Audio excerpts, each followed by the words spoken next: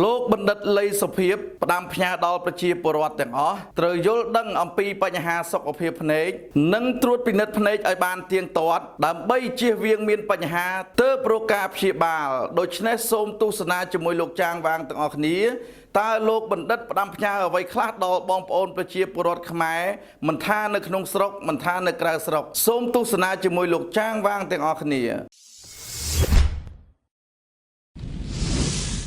លោកបណ្ឌិតលីសុភាពប្រធានសមាគមសហព័ន្ធវិទ្យាសាស្ត្រឱសថសាស្ត្រនិងទណ្ឌសាស្ត្រកម្ពុជានិងជាប្រធានសមាគមអ្នកលក់ឱសថកម្ពុជាបានលើកឡើងថាប្រជាជនគ្រប់ជាន់ថ្នាក់ត្រូវចេះថែទាំភ្នែកព្រោះភ្នែកគឺជាអាយុជីវិតនិងត្រូវយល់ដឹងពីកត្តាដែលបណ្ដាលឲ្យមានបញ្ហាភ្នែកនិងក្លាយជាជំងឺជាពិសេសគួរតែត្រួតពិនិត្យភ្នែកឲ្យបានទៀងទាត់ជៀសវាងមានបញ្ហាទើបរកការព្យាបាលការលើកឡើងរបស់លោកប្រធានសមាគមសហព័ន្ធវិទ្យាសាស្ត្រឱសថសាស្ត្រនិងទណ្ឌសាស្ត្រកម្ពុជាខាងលើនេះធ្វើឡើងក្នុងពិធីប្រកាសទទួលស្គាល់ប្រធានអនុប្រធានសមាជិកគណៈកម្មការថែទាំភ្នែកនាថ្ងៃទី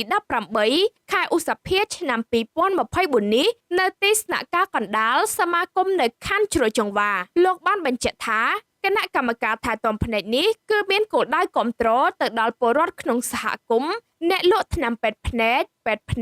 និងមន្ទីរពេទ្យភ្នែកផងដែរជាងនេះទៅទៀតគណៈកម្មការថែទាំភ្នែកបង្កើតឡើងដោយមានការគាំទ្រពីគ្រប់អង្គភាពពាក់ព័ន្ធនិងមានតួនាទីញែកក្រុមមនុស្សដែលងាយមានបញ្ហាភ្នែកពីកម្រិតទាបទៅកម្រិតធ្ងន់ដើម្បីលើកទឹកចិត្តនិងណែនាំក្នុងការថែទាំឬក៏ព្យាបាលទៅតាមផ្នែកតាមជំនាញក្នុងឱកាសនេះលោកបណ្ឌិតលីសុភាពបានណែនាំឲ្យប្រធានគណៈកម្មការថែទាំភ្នែកធ្វើការប្រមូលធាតុចូលពីពេទ្យភ្នែកនិងមន្ទីរពេទ្យភ្នែកទាំងអស់នៅកម្ពុជាក្នុងនោះរាប់បញ្ចូលទាំងអ្នកលក់និងអ្នកកាត់វ៉ែនតាផងដែរត្រូវធ្វើយ៉ាងណាឲ្យគ្រប់ភាគីពាក់ព័ន្ធសហការគ្នាដើម្បីអនុវត្តការងារទាំងការជួយដល់សុខុមាលភាពប្រជាជនទាំងមុខរបររកស៊ីធ្វើដូចនេះដើម្បីឲ្យគ្រប់ភាគីពាក់ព័ន្ធសុទ្ធតែទទួលបានអត្ថប្រយោជន៍ពលគឺពលរដ្ឋអាចយល់ដឹងអំពីសុខុមាលភាពគួរជម្រាបថាកែវភ្នែកគឺជាផ្នែកមួយដែលសំខាន់នៃរាងកាយរបស់មនុស្សក្នុងជីវិតរបស់មនុស្សម្នាក់ៗ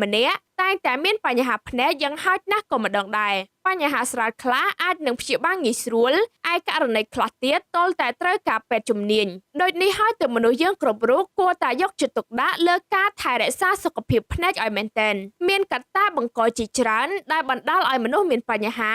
និងជំងឺភ្នែកកើតមានឡើងដោយក្នុងនោះលោកបណ្ឌិតបានពន្យល់ថាកត្តាដែលបណ្ដាលឲ្យមានបញ្ហាភ្នែកគឺមានកត្តាជាច្រើនក្នុងនោះរួមមានទី1គឺការសម្លឹងមើលព្រះអាទិត្យរយៈពេលយូរទី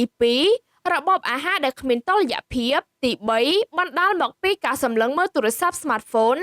ឬពន្លឺគ្រឿងអេឡិចត្រូនិកផ្សេងៗរយៈពេលយូរទី4ការជក់បារីឬស្រែបគ្រឿងស្រវឹងលើសកម្រិតទី5ការញីភ្នែកញឹកញាប់ទី6ការកេងមិនគ្រប់គ្រាន់និងទី7គឺមិនបានត្រួតពិនិត្យនិងព្យាបាលភ្នែកឲ្យបានត្រឹមត្រូវក្នុងពិធីខាងលើនេះលោកបណ្ឌិតលីសុភាពបានលើកឡើងថាភ្នែកគឺជាអាយុជីវិតបាត់បង់ភ្នែកស្ទើរតែមានការបាត់បង់ជីវិតដូចនេះត្រូវធ្វើយ៉ាងណាដើម្បីថែទាំភ្នែកឲ្យបានល្អឆ្លៀតក្នុងឱកាសនេះលោកបណ្ឌិតលីសុភាពបានណែនាំឲ្យពលរដ្ឋបើអាចធ្វើទៅបានគួរធ្វើការពិនិត្យភ្នែកឲ្យទៀងទាត់ជៀសវាងមានបញ្ហាទើបរកការព្យាបាលហើយការព្យាបាលទៀតសោតត្រូវការពេទ្យជំនាញឲ្យបានត្រឹមត្រូវគណៈកម្មការថែទាំភ្នែកមានគោលបំណងចូលរួមចំណែកជាមួយរាជរដ្ឋាភិបាលក៏ដូចជាផ្នែកមួយក្នុងការជួយផ្ដល់នូវចំណេះដឹងពីបញ្ហាសុខភាពភ្នែកទៅដល់ពលរដ្ឋជាពិសេសគឺនៅក្នុងសហគមន៍ជាមួយគ្នានេះលោកបណ្ឌិតទឹកសំអឿនតំណាងសមាជិកសមាជិកានៃគណៈកម្មការថែទាំភ្នែក